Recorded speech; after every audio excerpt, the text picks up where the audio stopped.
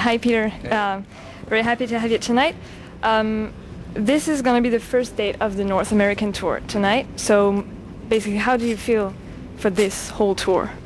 I'm very excited to be out again. I mean, we've been sort of taking it a little bit easy this summer. We did 5 festivals that we chose selectively, you know, and we got some time off with our families, and you know, it was great. But being back on the road is fantastic, you know, and with these good friends in Killswitch and the other bands, hopefully people we will get to know and, you know, enjoy company with. Never toured with Killswitch any before? Yeah, Killswitch we've toured with several times. Yeah, good friends with them. But the other bands we haven't toured with, so I'm sure it's going to be an awesome tour.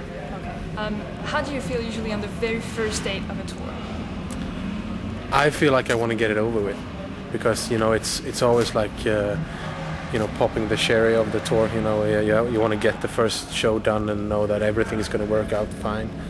And I'd say that as soon as I get on stage and I notice that everything is working fine, then I can enjoy myself. Before that, you know, I'm just waiting basically. Okay. And on the very last date of a tour? It's a little bit mixed feelings. Usually a little bit sad that you're gonna, you know, because you're getting so much into it and you got to know everybody. You know, it's like I don't like the departures. I don't like the farewells and stuff like that. But at the same time, it's always nice to go home to your family. So it's a little bit of both. Yeah, because sometimes artists are a bit depressed after a tour. Because we're usually constantly on tour. So yeah. This is actually the second time that Montreal is actually chosen as the first city. Like it was the same thing in November. Yeah. So is there any particular reason for that? I'm sure there is, but not that I know of. I mean, we love Canada in general, and Montreal has always been great to us, and it's just I'm sure it just fits logistically with everything, you know. That's why. But it's a fantastic city, and we love being here. So. All right. Well, that's true. Well. You just told me that you were constantly on tour, and you came here in Montreal like 3 times in less than 2 years. So are you like tour addict, or you're on tour because you have to? No, not because we have to, but I mean, we're a band that we don't get, you know, radio hits. We don't do, you know, anything like that. We don't sell any singles that become, you know, high on the charts. We never have. We always toured a lot, you know. And that's how we got our music out there, to, you know, constantly be in people's faces, and that's what we do the best. And we all love touring. We love being on stage every night. You know, it's fantastic. So. Could you explain to us basically, you know, how is a tour is organized? Like, who decides for which city, the bands you're gonna tour with, everything? Like, how does it work?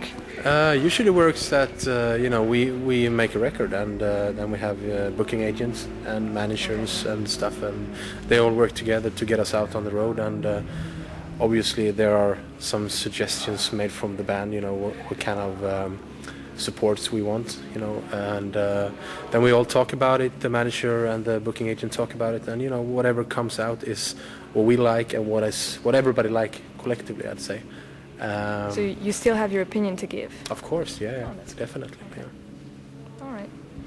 Concerning touring, so far you did pretty much everything. Like, you've toured with Metallica, Iron Maiden, Judas Priest, Megadeth, huge bands, and you were at the top of some festivals, main festivals.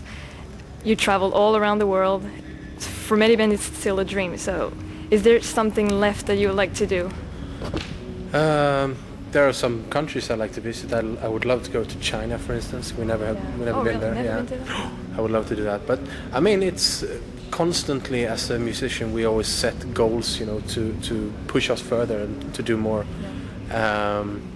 I wouldn't say that there's, you know, a specific band that I like to tour with, anything like that, because, like you said, we've toured with a lot of our heroes, and it's been fantastic. But I guess my biggest goal is to keep on doing what we're doing, you know, on a good basis, you know, keep on having a good time. It's the most important thing, because I know a lot of people that tour so much, you know, and they get tired of the whole business and everything, and I hope that never happens to us. I hope so too. Well, on the DVD Used and Abused, one of you guys said that you're able to co-headline with support a huge band, but also to headline. So what was the most amazing thing that you've done as a headline? It's a good question. I think that we actually managed to constantly grow and play bigger and bigger places as a headliner has been fantastic, you know, and that we're still doing it. This upcoming European tour is supposedly the biggest one so far, and Oh, really? I mean it's fantastic, you know. We are thankful for every day that we can do that, and so I wouldn't say there's a single one achievement or anything like that. It's just we're having a great time all the time. To get to play our hometown or bigger venues is fantastic, you know. Places that we all ran to as kids to watch all of our heroes, and now we can play them ourselves. That's great. Couldn't ask for anything more, really. No, that's obvious. So you don't have any particular highlight points of your career as a main band, as an on-one show? I'm sure I do. You're putting me on the spot here, so I don't know. There are many. I mean, most of the shows that we do, I get a kick out of, you know, because otherwise I wouldn't do this. I like I said before, I love being on the road and being on stage and getting the energy from the audience and that, you know, give and take relationship, so to speak. That gives me the biggest kick, and there isn't one single experience that is better than another, you know. I'm always having a good time.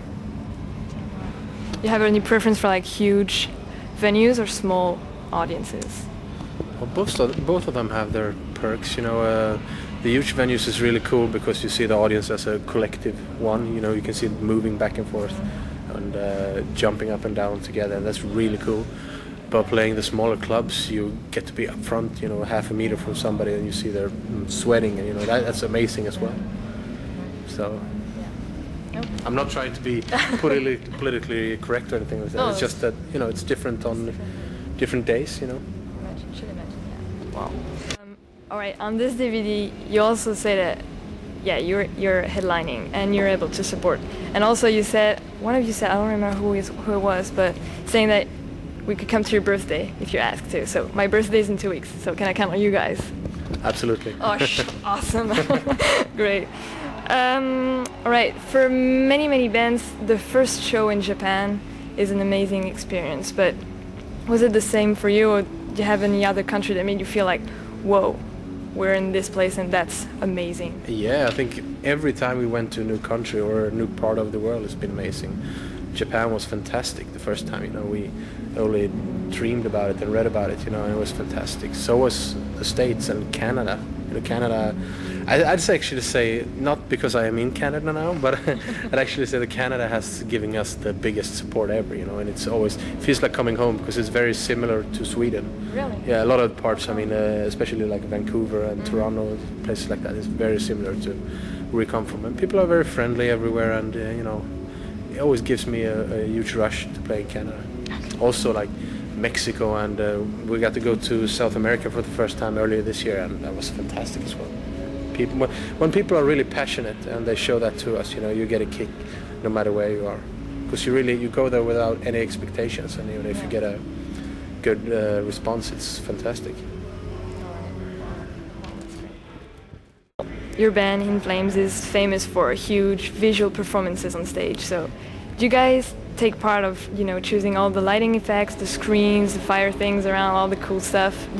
Are you involved into it, or you just let those guys do? Some people are. I mean, everybody's allowed to be involved. Some people are more involved than others because of personal interest, and but it's definitely something that is discussed, you know, within the band and together with a light designer or a pyrotechnician. You once know. more, you have your opinion to give on that. Yeah, absolutely. Oh, yeah. that's great. I mean, this is our show, you know, and we have the opportunity to work with really talented people that can help us fulfill our vision, you know, or whoever vision it might be.